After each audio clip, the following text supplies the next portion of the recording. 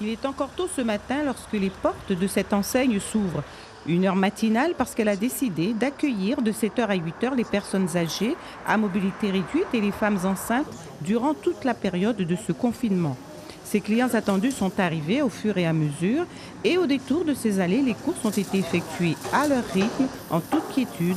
Il semble bien loin le temps des longues files d'attente. Je me suis réveillé un peu plus tôt qu'à l'habitude puisque, étant retraité, je me réveille d'habitude vers 8h, 9h, mais là, je profite de l'opportunité. On est tranquille, on fait ses courses sans être bousculé.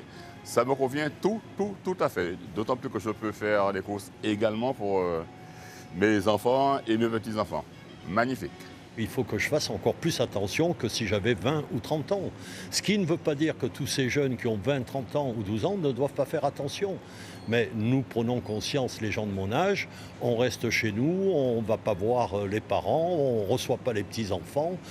Et à l'initiative de ce magasin, eh bien, on se dit, on se joint à ce magasin pour essayer de protéger au maximum le reste de la population et nous-mêmes. On n'a non seulement pas besoin de faire des queues, et puis on rencontre moins de monde, donc autant en profiter. Ce dispositif a été calqué par la direction sur celui d'un de ces commerces situés en Italie. Italie confrontée sévèrement à la pandémie du coronavirus. Alors, ce dispositif exceptionnel, nous l'avons mis en place pour toute la durée de cette crise historique. Voilà. Après, nous l'adapterons, nous l'avons déjà adapté depuis ce matin.